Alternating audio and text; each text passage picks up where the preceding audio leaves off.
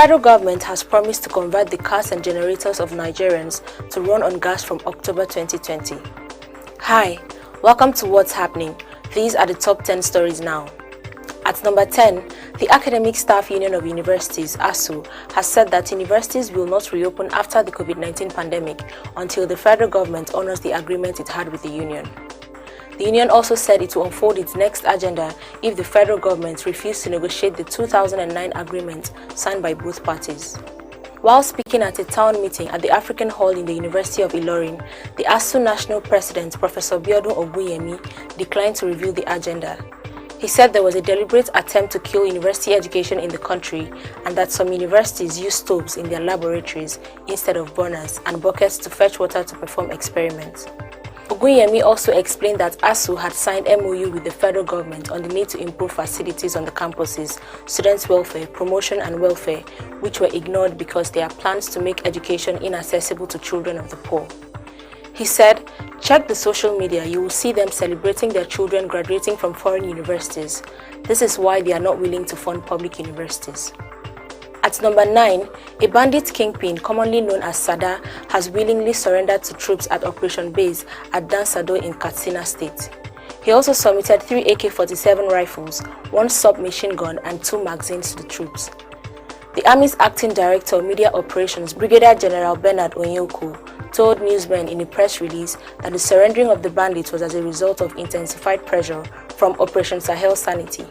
The bandit is being profiled for further necessary action by the civil authority. In another operation in the state, troops conducting stop and search along Bingi Road arrested a suspected bandit, Issa Shehu, with camouflage uniform concealed in a bag.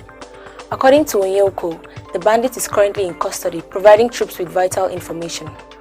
At number 8, suspected kidnappers attacked 2 buses conveying Federal Road Safety Corps officials at Wudage Junction, Toto local government area of Nasarawa State on Monday morning, killing 2 officials and abducting 10 others.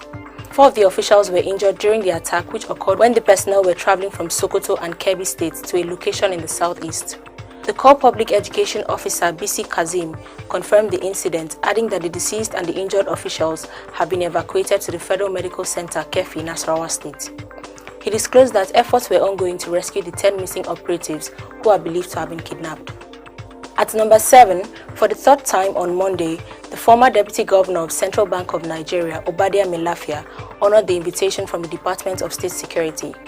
Melafia reportedly arrived at the DSS headquarters at about 11 a.m. for another round of interrogation over an interview he granted, claiming that a sitting governor in the north is a commander of the Boko Haram sect. Speaking with journalists on arrival at the headquarters, Melafia said, "I am ready to perish for speaking the mind of millions of Nigerians over the incessant killings of innocent citizens going on presently in the country. I don't know why I have been invited again. This is the 3rd time they are inviting me to their office and I am honoring it." At number 6, the police in Osun State have arrested the popular porn star King T Black for shooting a porn video inside the Osogbo Sacred Grove, a UNESCO World Heritage Site and abode of the goddess of fertility. It is uncertain when the video was shot, but it only came to light after post-production and upload. The video went viral. Worshippers and traditionalists saw the video and informed the Osun priest, who in turn reported to the Ataoja Police Divisional Headquarters. Police operatives were deployed by the state DPO, Akinloye Oyegade, in search of T Black and his team. The arrest of the suspects was confirmed on Monday by the Police Public Relations Officer for the command, Yemisi Opalola, who assured that they would face the full wrath of the law. At number 5, on Monday, staff unions of the Lagos State University protested and locked out the Vice-Chancellor, Professor Olarenwaju Fagbon, and students as the institution resumed after the COVID-19 lockdown. The unions involved in the protest were the Academic Staff Union of Universities, the Senior Staff Association of Nigerian Universities, Non-Academic Staff Union, and the National Association of Academic Technologists. They stood at the institution's gate as early as 7 a.m. on Monday, preventing members of staff from gaining entry into the university. This is due to the non-payment of salary increments as promised by the Lagos State government over a year ago. The union members claimed that other Lagos State workers had received the increment, but all the tertiary institutions in the state were yet to be included in the payment. At number 4, a bus driver and his passengers escaped death on Monday as the bus conveying them to their destinations was rammed into by a moving train around Oshodi, Lagos State. According to the Director General of the Lagos State Emergency Management Agency, Olufemi Oke-Oshayintolu, the bus suddenly veered into the tracks and the train collided with it. He said one life was lost while some of the victims who sustained injuries from the collision had been provided with on-site medical care. Also, the wreckage of the bus was safely removed and normalcy restored. Oke-Oshayintolu urged members of the public, especially drivers of commuter buses, to obey traffic regulations to prevent injuries and transport delays. At number 3, the aviation unions shut down the operations of Arik Air in Lagos on Monday over alleged non-payment of staff salaries since April. The workers claimed that the non-payment started after the company placed 90% of the workforce on compulsory leave and other anti-labor practices. The aviation unions included the National Union of Air Transport Employees and Air Transport Senior Staff Services Association of Nigeria. All Arik Air operations in Lagos were shut down, including airlines. At number 2, the federal government has said that when Dangote refinery kicks off next year, the price of petrol may not reduce because the refinery will be selling at international price. The Minister of Finance, Budget and National Planning, Zainab Ahmed, said this on NTA's Good Morning Nigeria program on Monday. She said the only thing Nigeria would not need to pay for is shipping costs because the refinery is located at the export processing zone in Lagos State. Ahmed also said the deregulation of the sector, which led to the increase in petrol price, was good for the economy as it would encourage investment in refineries. Finally, at number 1, the federal government has promised to convert the cars and generators of Nigerians to run on gas from October 2020. This was revealed by the Minister of State for Petroleum Resources, Timipre Silva, on NTA's Good Morning Nigeria program on Monday. The minister said the conversion will be done free of charge for all Nigerians to cushion the effect of the hike in pump price of petrol. Silva said cars are running on both gas and petrol, therefore the move would reduce carbon emissions as well as the demand for petrol. He said the alternative we are now introducing is gas, which is definitely going to be cheaper than the subsidized rate of premium motor spirit. So what we are trying to encourage Nigerians to do now is to convert their cars to dual fuel. This means your car can use either gas or petrol, and that will be done for free because the government is going to ensure that you are able to convert your vehicles for free. Always remember to wear your mask, wash your hands and stay safe. That's all for today. See you next time on What's Happening.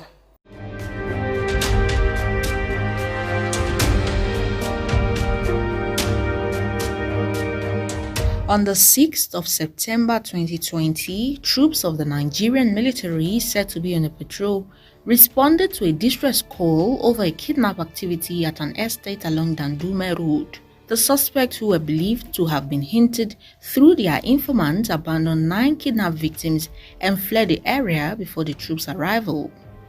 On the same day, troops on patrol arrested one Ibrahim Sule at Goha village under Batsiri local government area of Katsina State. The suspect, identified by locals to be a member of a syndicate terrorizing the general area, is currently undergoing interrogation in custody. This is contained in a statement issued to newsmen by the Acting Director of Defense Media Operations, Brigadier General Bernard Onyeokwu. In another development, on the 8th of September 2020, troops deployed at Daki Takwas intercepted and arrested 17 armed Yankasai members on 7 motorcycles at Damak village in Bukim local government area of Zamfara State. Preliminary investigation revealed that the suspects are from Maga in Kebbi State. Items recovered from them include 12 locally fabricated Dane guns, 7 motorcycles, and assorted charms. Suspects are in custody undergoing further interrogation. Also, on the 10th of September 2020, troops conducting clearance operations at Shekawa General Area destroyed several bandit camps and arrested 3 suspected bandits named Adamu Musa, Hassan Bello, and Rabiu Salisu. Also, 1 bandit was neutralized while trying to escape on a motorcycle. However, on the 11th of September 2020, troops responding to a distress call foiled an attempt by bandits to attack and loot locals at Magame village. Upon their arrival to the village, the bandits engaged the troops. Soldiers responded with superior firepower, forcing the bandits to flee in disarray. During the exchange, 1 suspected bandit named Abubakar Umar was apprehended. On the same day, following information from locals, troops arrested 1 Yahya Abubakar, identified to be a bandit collaborator at Ungwan Kaduraku village. The suspect is said to be in custody undergoing interrogation. Meanwhile, on the 12th of September 2020, troops conducting stop and search operation in Gusau, Zamfara State, based on reliable intelligence, were said to have arrested one male and one female suspect, namely Kabiru Dauda and Afsat Musa, with 9 parcels containing substances suspected to be cannabis and other illicit hard drugs. Preliminary investigation revealed that the suspects are suppliers of hard drugs to bandits. Troops of Operation Sahel Sanity are commended for the successes achieved and their commitment to duty. They are further urged not to rest on their oars until the Northwest is rid of all criminals.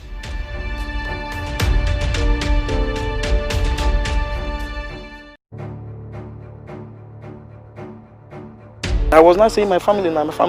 They now told me that they have gone with my family.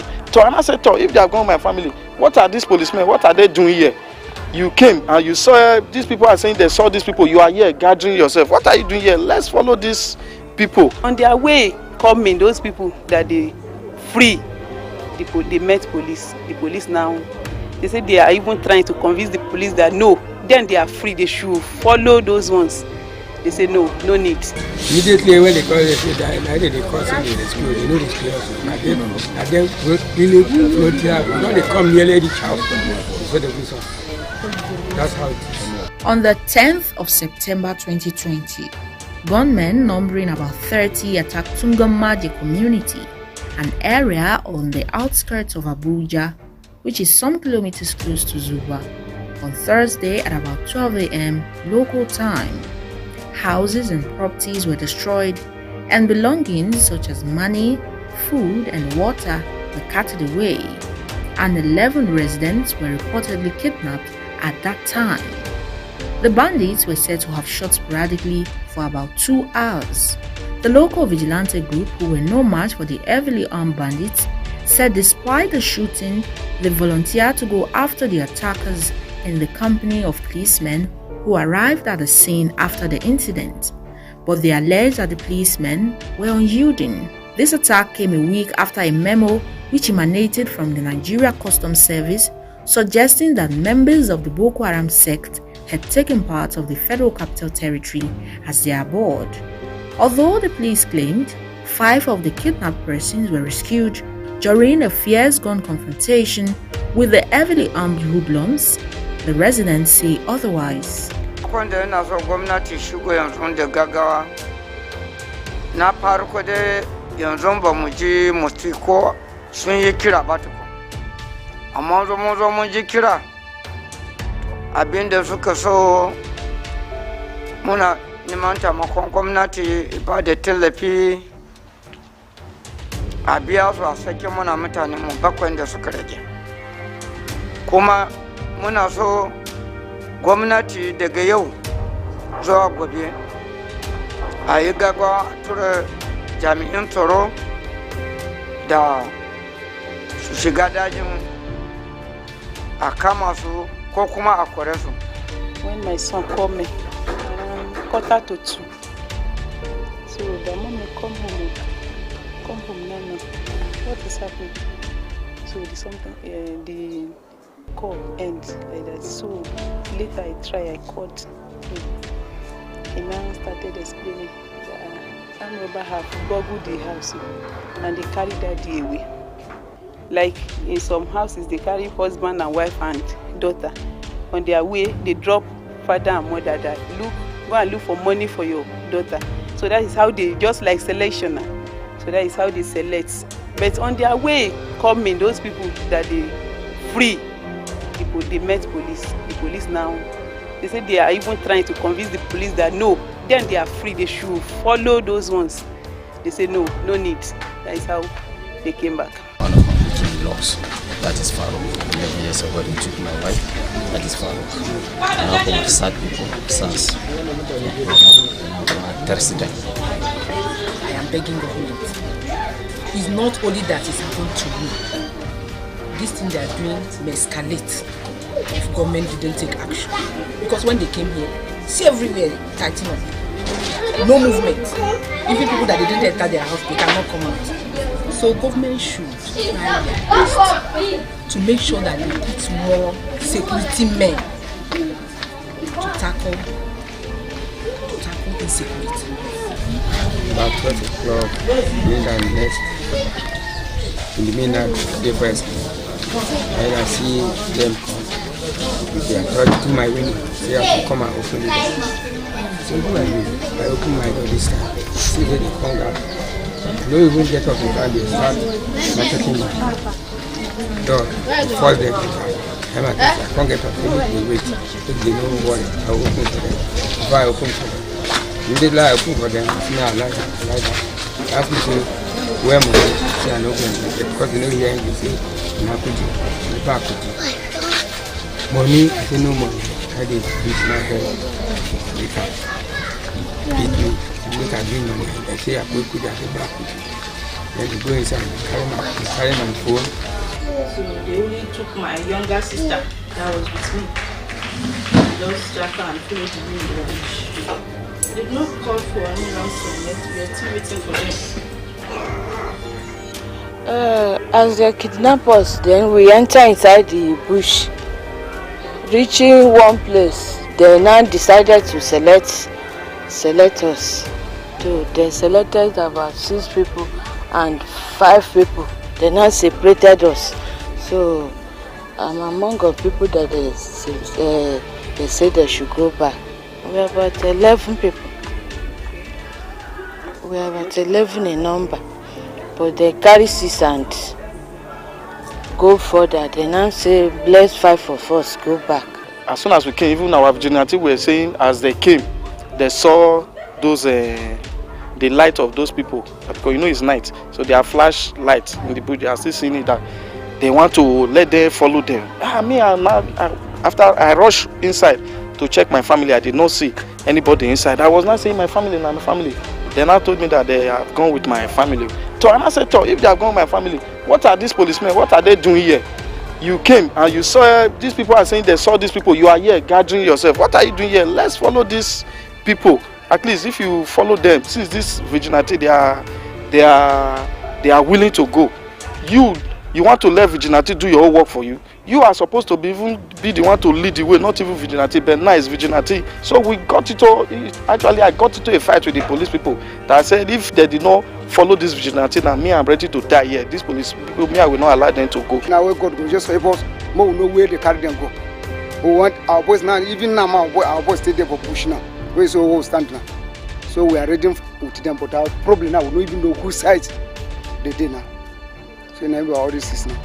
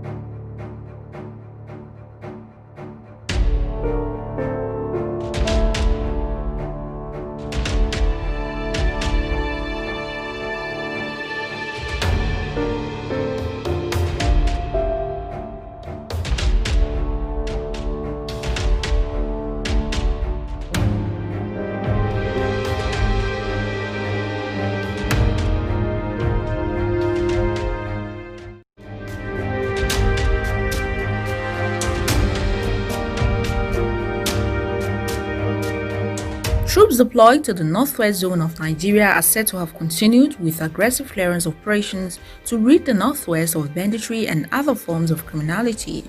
Coordinator Defense Media Operations Major General John Enenche, while briefing journalists, explained that between the 3rd to the 9th of September 2020, troops of Forward Operating Base Kekuje on the 7th of September arrested 2 bandit couriers with a sum of 1,565,550 naira in Maru local government area of Zamfara state. On the same day, troops of Operation Hadarin Daji in conjunction with vigilantes arrested a bandit informant in Faskari local government area of Katsina State. Also, troops of Operation Thunderstrike, acting on credible intelligence, successfully ambushed armed bandits at Jekaderabi along the Kaduna-Abuja Expressway in Chikun local government area of Kaduna State. During the ambush, troops neutralized 4 armed bandits and recovered 1 locally fabricated rifle along with 5 rounds of 9mm ammunition. Furthermore, troops of Operation Hadarin Daji on 6 September 2020 arrested a bandit at Koha village in Basari local government area of Katsina State. In the northeast, troops of Operation Lafia Dole reportedly repelled terrorist attacks on own troops and villages around Baga in Kuka local government area, as well as Gajaigana and Gajairam town in Ungazi local government area of Borno State. During the encounters, troops were said to have neutralized a terrorist and recovered 1 PKT rifle and 2 AK-47 rifles. Troops of Operation North Karka in the North Central intercepted 86 persons suspected to be Jerusalem family members along Pakere Kotunkarfi Road in Kogi State on the 3rd of September 2020. During the preliminary investigation, it was revealed that the suspects fled Utu Forest General Area due to the ongoing military offensive. Within the period under review in the South-South, the Nigerian Navy's Chief Delta Patrol Team located a dugout pit with about 1,257.96 barrels of product suspected to be stolen crude oil at Ugbodede Creek in Warri South local government area of Delta State. Also, the team discovered an oven laden with about 18.86 barrels of crude and 5,000 liters of illegally refined AGOs. The dugout pit and oven with the products were dismantled. Similarly, Forward Operating Base Boni Patrol Team discovered an illegal refining site in Ataba, Andoni local government area of Rivers State. The site had 2 metal storage tanks laden with about 301.91 barrels of product suspected to be stolen crude oil and 1 metal tank laden with about 34,000 liters of product suspected to be illegally refined AGO. Also, the team discovered 5 storage facilities made with tarpaulin inside the swamp laden with about 4,717.35 barrels of product suspected to be stolen crude oil. Meanwhile, sequel to the security alert, which the military describes as a purported memorandum from the Nigeria Customs Service warning its staff of a possible attack on the FCT, the Defense Headquarters has reassured residents of FCT and other adjoining states that the armed forces of Nigeria and other security agencies have been on red alert to combat crime and ensure effective surveillance of the Federal Capital Territory and other states of the country.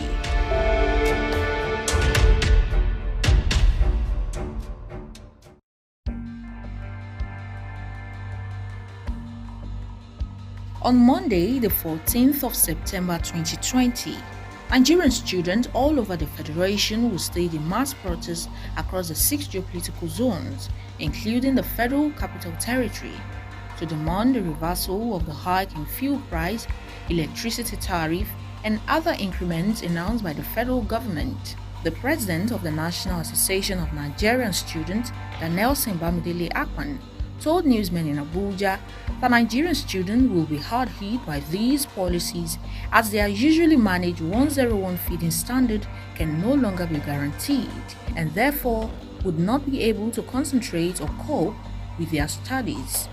Akpan revealed that many students have been forced out of school already owing to the high cost of living and the deteriorating economic realities of their families.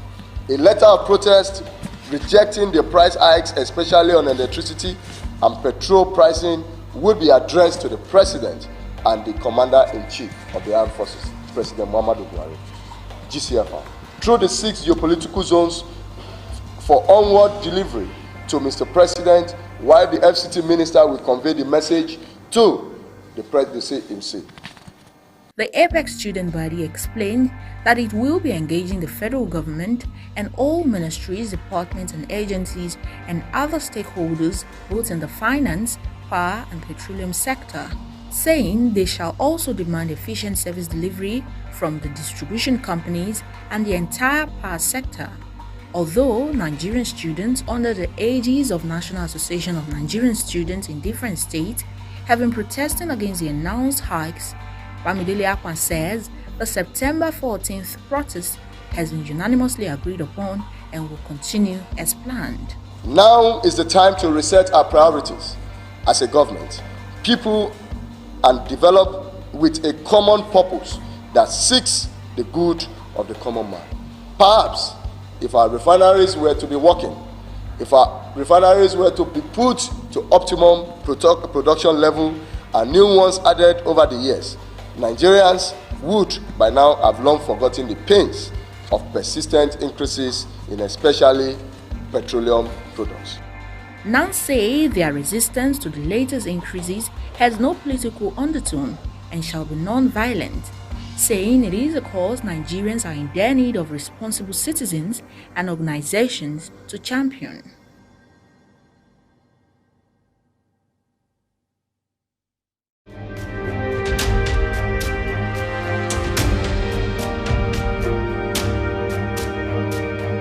A day after the Nigeria Immigration Service Interpol I-247 DEX announced that it had successfully uploaded about 150,000 stolen and lost travel documents to Interpol Global System in Lyon, France. The Comptroller General of the Nigeria Immigration Service, while addressing journalists in Abuja, said this move will reduce irregularities and criminality amongst people who hide under the guise of losing their passports in a bid to own multiple passports. Also, this would help in identifying those who have genuine excuses. The common issues we used to have before this incident are Nigerians who want to have multiple passports by declaring it lost. The system will not allow you to have two when you present a second one. So how do they do it? They go to the police and report that their passport is lost. They swear a court affidavit. What can we do? We give them a passport. When we give them a passport, they can use that passport they declared lost to apply for visa elsewhere. This time is not possible because most of the missions are connected with Interpol database. Our borders airport is connected with Interpol database. All the 194 countries are connected. So even if you declare it lost and then you decide to use it somewhere, you are in trouble. Already we have hits.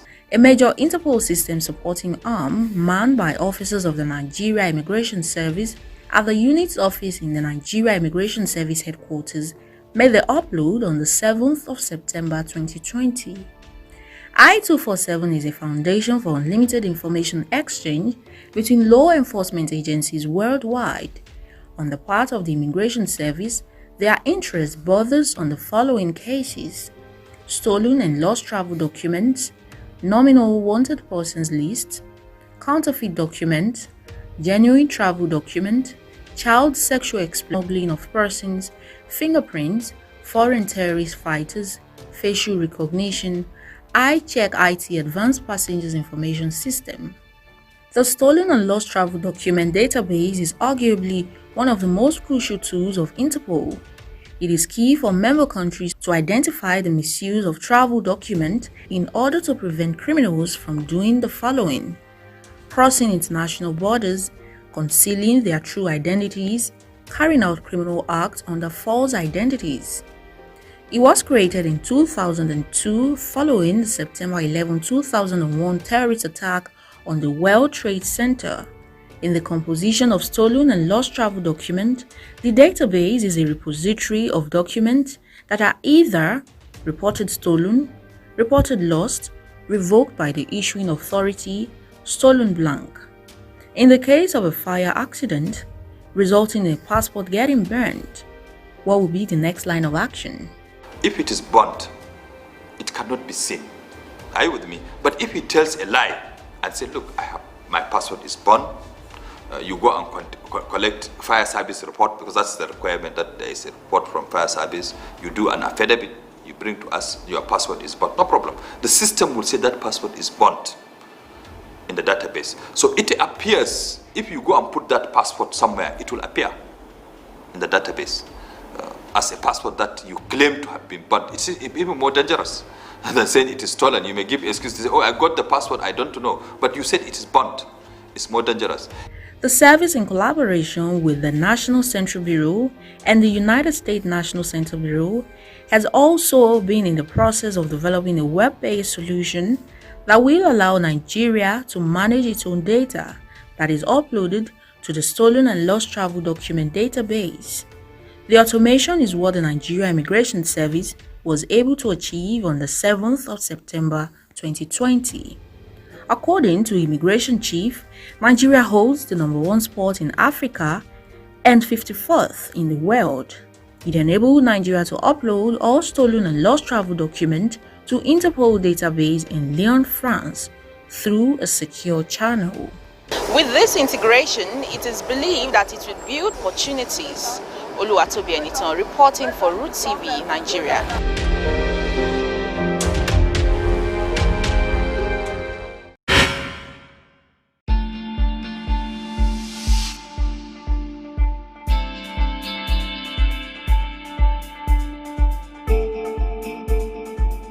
Nigeria is a member of the United Nations General Assembly. We are part of the United Nations. So all resolution of the United Nations, we are expected to comply.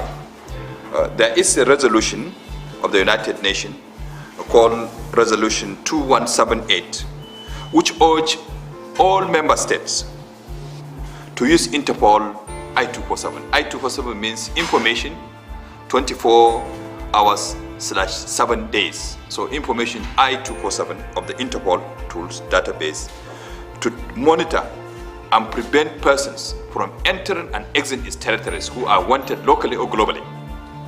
As you are aware, wanted persons are flagged up globally by Interpol.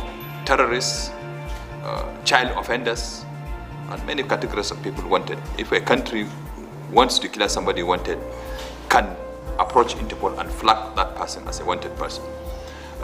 Important also is not the only person, because the person does not travel alone. The person travels with a passport, a travel document. So in that Interpol database, there's a provision for a section called travel document. Stolen, lost, damaged, or any passport that a country considered it not to be used.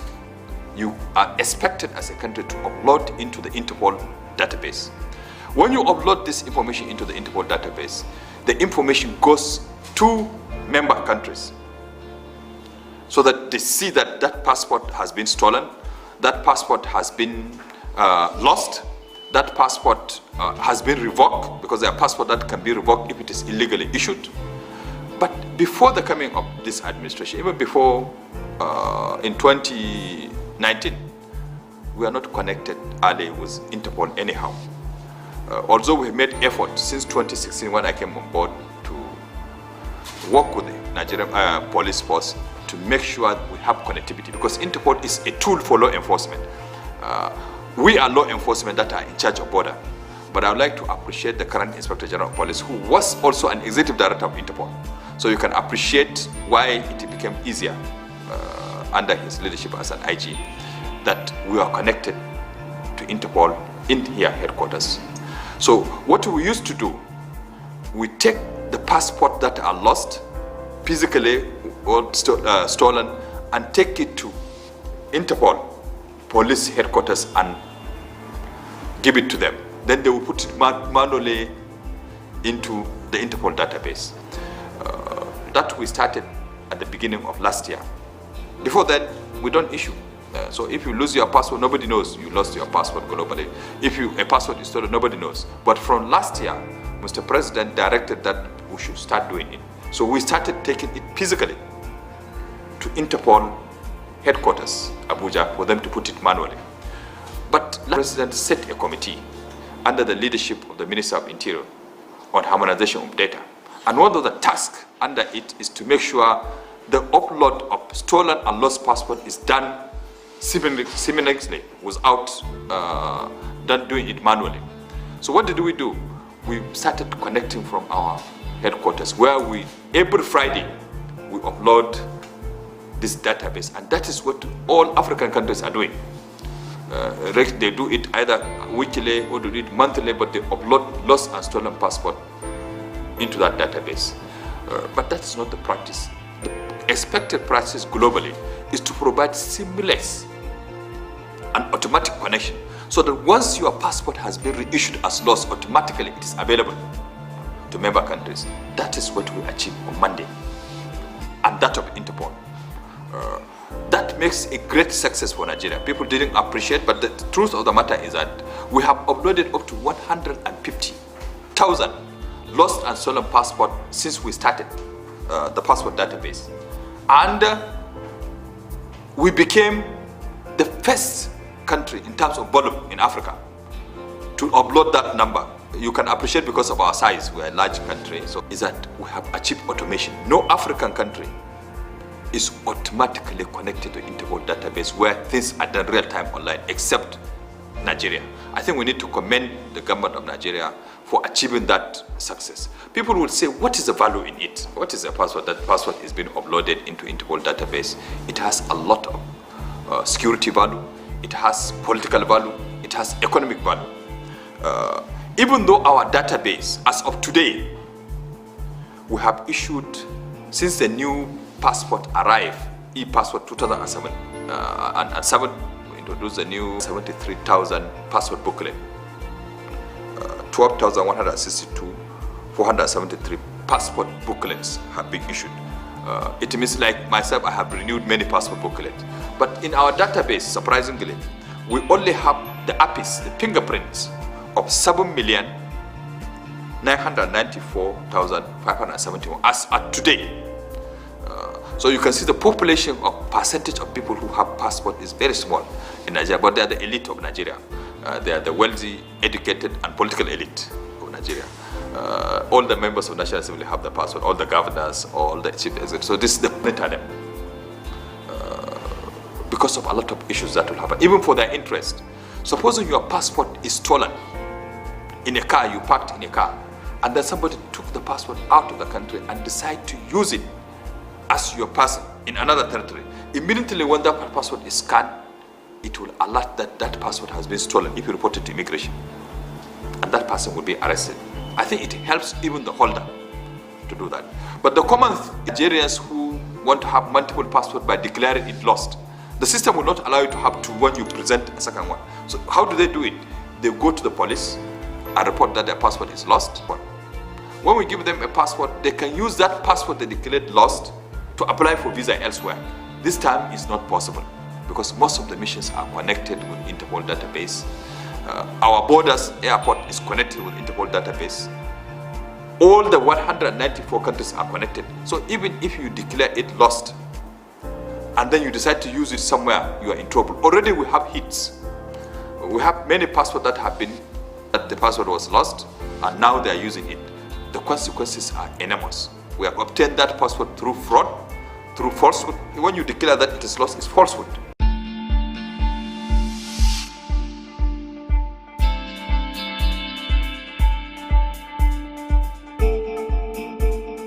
If it is burnt, it cannot be seen. Are you with me? But if he tells a lie and say, look, my passport is burnt, you go and collect fire service report because that's the requirement that they say.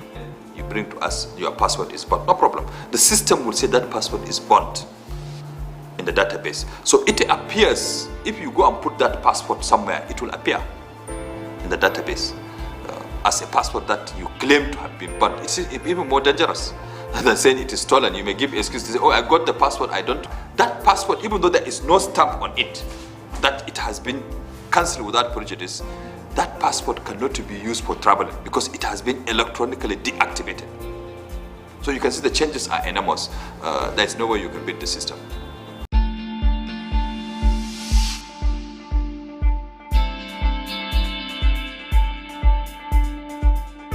if you lose your passport, you go to the embassy and say you lose your passport. There's a possibility you give another name to come back. And it has been happening. And if that name you have given might give you a cover, could be you are wanted by the host country's authority. Probably you are in Ghana, or you are in America, or you are in India.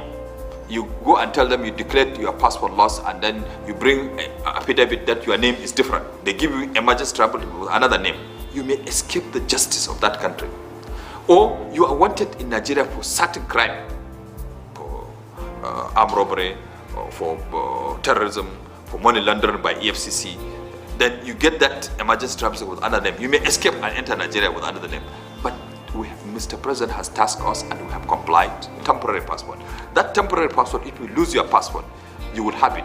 4-page booklet. It will be launched by the Minister of Interior and probably with his counterpart in Foreign Affairs, and will not be given to you until we certify it is the same name you have in your data. We have developed the forensic already. The tool is already available with us, where we put the fingerprint, we get your data. If you want us to try, we can try with one of you, just to see what is happening. We can allow you to have a test to see what it is. You just put your fingerprint, we'll see your passport. So even missions where there are no passport issuing centers, we'll provide that forensic facility. People will put their fingerprint. When Nigeria say they lose their passport, we'll issue you temporary passport based on your data, not on another name. So this will also strengthen security and returning with another identity. It will help our national security, because people who are wanted will not be able to come with another identity. So there is no way you can come anywhere in Nigeria loses his passport. He should report to the nearest embassy, and that embassy will give him a document to return back home. There's no way you can use it. But if you found that passport, no problem. Since you tell immigration that you have found it, come and get that temporary passport we are given. We have already recorded that passport is lost, and we have uploaded it into Interpol database. So if you found that passport and you want to leave that country, at the border they will say, no, you can't travel because you have declared that passport lost. So information is key. We need to do a lot of engagement for Nigerians so that they can appreciate the changes that have come across.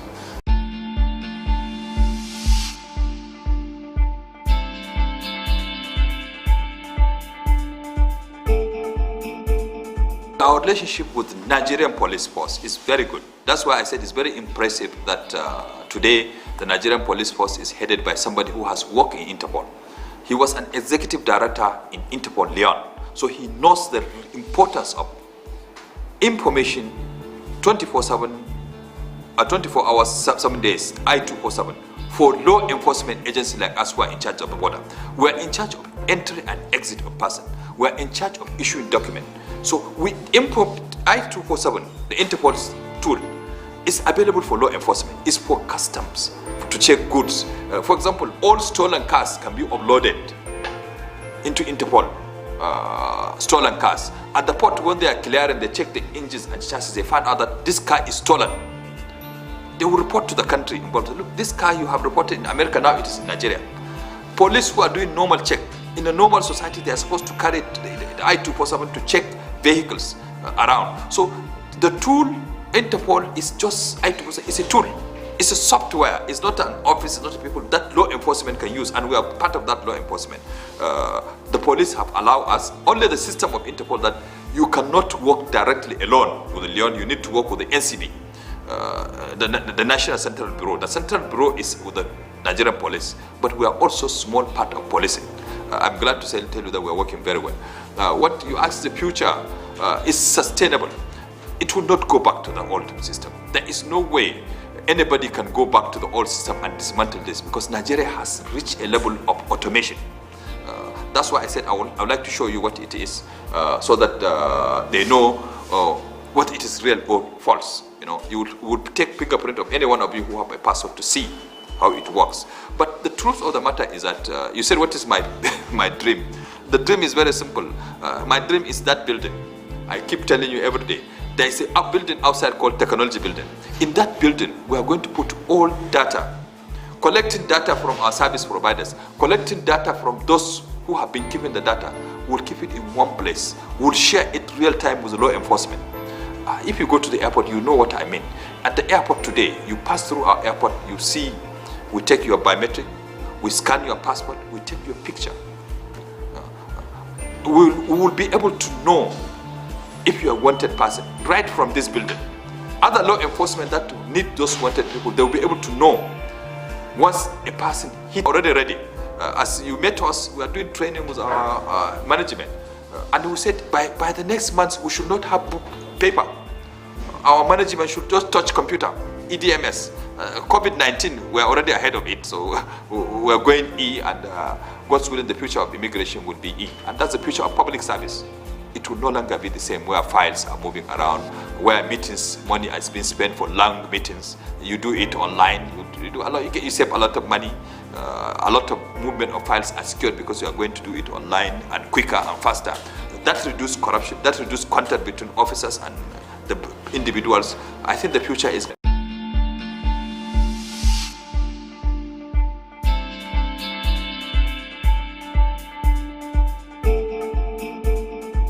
immigration point is the only point that a passenger must stop.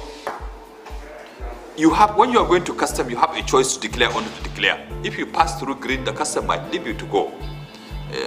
If they don't suspect you, but if they flag you, they can stop you to check your bag. The only place you need to stop anywhere in the world when you enter airport is immigration, because you have to present your passport. So we have to take adequate measures to protect our officers. If you go to the airport today, we have provided shields at our counters so that there will be no direct contact between officers and the passengers that are coming. Remember, the change we have now, the risk was higher when the airport was closed, where we take passport. If aircraft arrive during the closure of the airport, where only Nigerians are being repatriated or non-Nigerians are being taken out for special aircraft evacuation, the risk is different. Unlike before, during the closure, we collect the passport, and that collected passport can be a source of transmission for us. So we are very careful. They use hand glove, they put in a leather bag until the person goes and collects his test result, then the person collects his passport. This time, when the new airport, the airports have been opened, from this Saturday that have passed, no keeping of passport.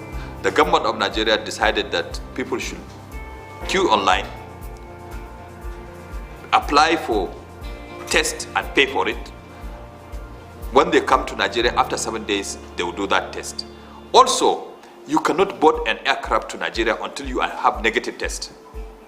Measures taken by the government of Nigeria to make sure that the coronavirus is not spread. And we as an agency, we have provided that provision. It's in the act for the minister to add condition of entry. The minister has the power to add condition. The Minister of Control and Immigration can add condition of entry. And the power of the act says the minister can allow immigration to communicate that condition of entry even verbally to travelers. So we have communicated to travelers that they need test for COVID-19 to board. So legally, it's okay by law. If they violate that law, then it's punishable by act. Those who are non-Nigerians, we can return them back to their country. Those who are Nigerians, if they violate the act, they have provision for punishment. Even minister can revoke their passport. So it is a very serious issue because the public health is the next concern after terrorism. After September 11th, the fear the world has is admitting somebody who would be a threat to our economies, to our security. But today, the additional fear is public health. We are very careful not to admit person who would spread disease. So government of Nigeria has taken adequate measures to make sure the coronavirus is not spread. And you will agree with me, the government has done well. Coronavirus is under control in this country. We need to commend. And that's why Mr. President has been given the champion to fight coronavirus in West Africa. I think with our population, with our roots for that.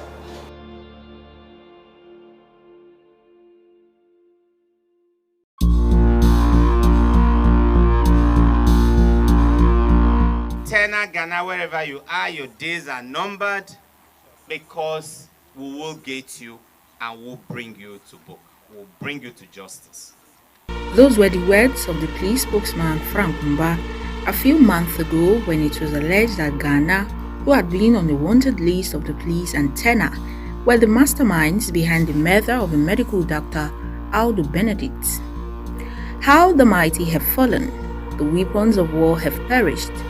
This verse of the Bible best describes the end of Tekwase Akwaza, also known as Ghana, as the military hierarchy confirmed that the man who had been at large and a terror to the people of Benue for years had been killed. The commander for Special Forces Command in Doma local government area of Nasarawa State revealed this to newsmen, saying Ghana was killed after an exchange of gunfire between his men and security agents. However, seemed not to be pleased with the killing of the wanted militia leader. Autumn claimed that troops of Operation Wearstroke, led by Major General Yekini Adeyemi, took hold of Ghana from a vehicle conveying 172 repentant militia boys.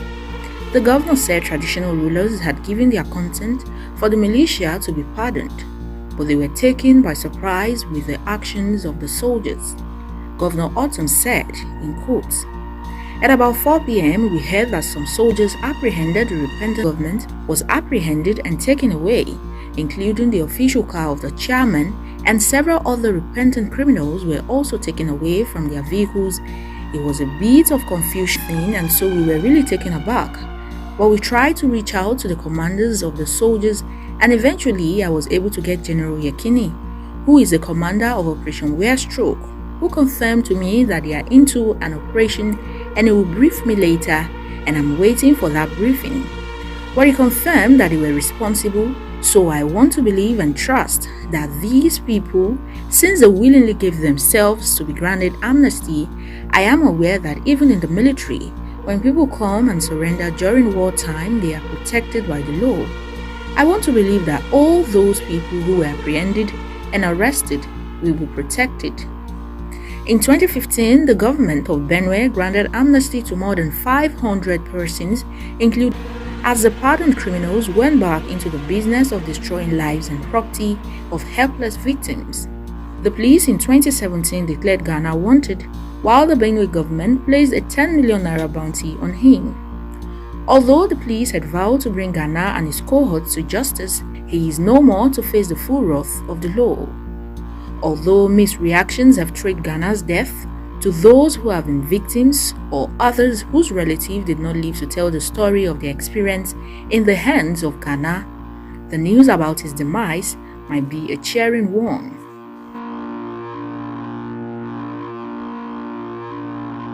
Every day, every day, every day. They carry POS. They carry POS. They cut me with money from people.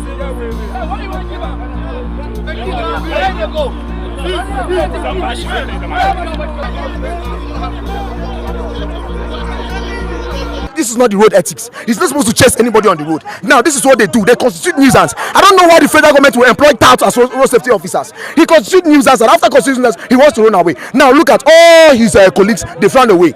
Now they left him here. So I will urge the Nigerian government to just look for a way to sort these things out, because it's getting out of hand. Amak is chasing you. Road safety is chasing you. VIO is chasing you. Police is chasing you. Yellow fever is chasing you.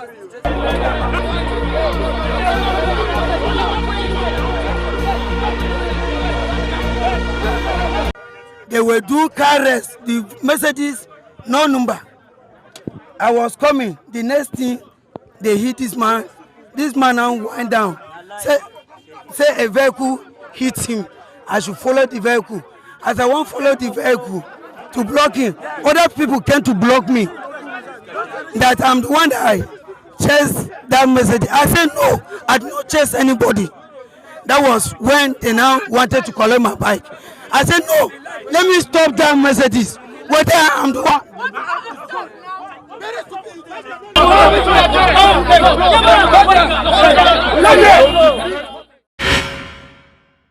There are so many experts in so many fields in Nigeria, and so everybody there. And the social media added more to our problems. Even if you send somebody to jail, the person comes out of jail, will you prevent the man from going back to his village? We have issues, yes, in as much as they are Nigerians, number one. In as much as you are not going to kill everybody, even all those you arrested, you can't kill them, you try them. Even if you try somebody and you jail him, he's coming out at one point or the other, and he must go and rehabilitate or resettle somewhere. So we need to look ahead and not look at, no, it must not be this. We must, what is the solution if we don't rehabilitate them? what people are saying is the rehabilitation is not just a one-off process. And who are those who are supposed to be leading in the process? It is supposed to be the correctional service, Ministry of Interior, led by the correctional service. But because nobody was ready to do anything and these guys were sitting down somewhere, the military started. And as handed over, yes, the coordinator might be a military man, but the overall head is supposed to be a civilian who is from the correctional service or somebody appointed by the Ministry of Interior. So that they look at the implications, what do we need to do to individual. Every way differ. The performance or involvement differs from one level to the other. Even in serious cases, any case in the world, you look at what is the involvement of this person legally, and that will determine what to do to that person. But there is this consensus that you must rehabilitate them, you must integrate them one way or the other. But we need to do so much more. We are not communicating to the locals. Yes, this is your son, this is your daughter who is involved in this, has repented. We want you to come around and see him, which is being done a little bit, but it must be an holistic thing, that everybody is involved. The local leaders in the villages where this man comes from must be involved. They must be involved. They must tell you these are the things they need to do. We had a roundtable here in November on this same issue.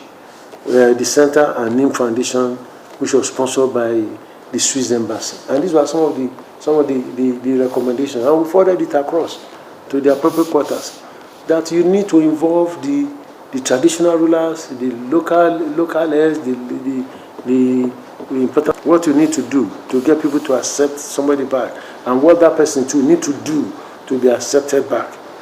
But an idle hand is a tool for the devil.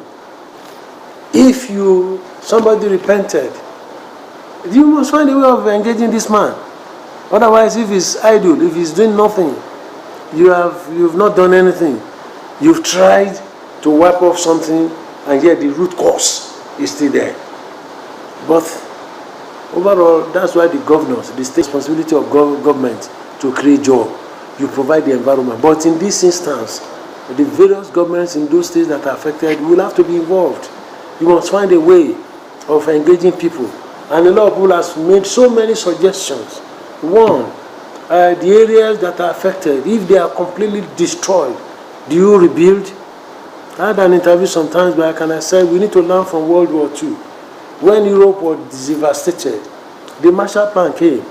Let's rebuild Europe. So today, you go to Belgium, you go to France, you go to England, you go anywhere, they look similar because the plan, a common plan was used to rebuild everybody. So do we need to start thinking about that? That is one. Two, we are shouting diversification of the economy. And then we were an Greek entity in the past.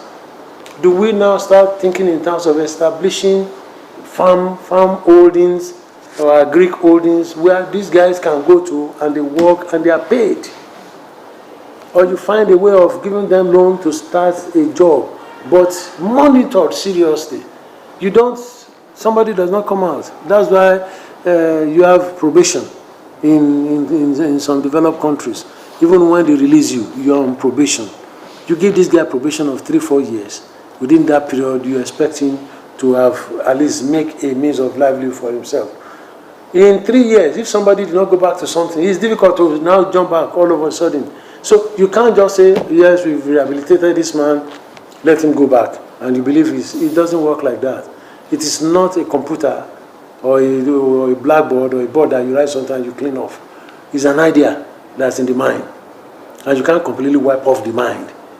But you need to engage them over time that it becomes difficult for him to go back. But above all, if you don't address the issue of poverty, inequalities in some of the areas affected, you will continue to go round and round and round. That's why I said we must address the causes before we talk of any other thing. We left 2 things undone. One, we've not addressed the root causes of why people join some of these groups. It doesn't just happen in a vacuum. Somebody is aggrieved, and that that feeling of exclusion or marginalization is reinforced by somebody else.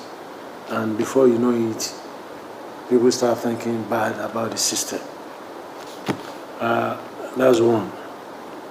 Two is that in the Northeast, that the security agencies have done so much.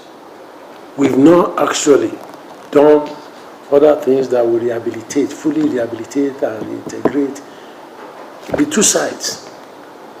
Those who are victims that are in IDP camps, they've not been going back to their location, to their areas. So the average man will believe, if I'm affected, nobody is coming to my assistance. We need to find a way of solving that problem. And there is this allegation that the emphasis is on rehabilitating the repentant insurgents. So everything has to work together. You can't work on one and leave the other. You must get everything simultaneously. And I have this belief that we are not allowing local governments to perform their basic functions. In fact, the local governments have been moribund for so long, and the governors are also in court preventing the repayment of their allocations to them. If local governments don't work, how do you solve problems? Every problem anywhere in the world starts from a particular place, and that place in Nigeria is covered by a local government. So if you don't allow those who are supposed to talk to relate with people at the grassroots level, you can't be in the state capital and solve those problems. Those are issues that we need to address. And we need to be very careful so that we don't allow this thing to keep on and on and on. It's not a military problem, so the military is not the solution. The military is expected to provide the enabling environment for people to feel safe, for people to feel secured, and go about their business, and for people to talk and discuss among themselves. That means we still need to go back to the old system that are working in most of the communities and allow those things to work all over. You have community leaders, you have religious leaders, you have those who have economic power, who can talk to people, who can relate with people. If you don't use them, it's not possible for the state government to solve the problem. And they are looking at the flag and come and solve this. It's not a federal creation. So a lot of things are happening that we tend to push to the federal level, when in reality, they could be solved at the local level and resolve some of these issues.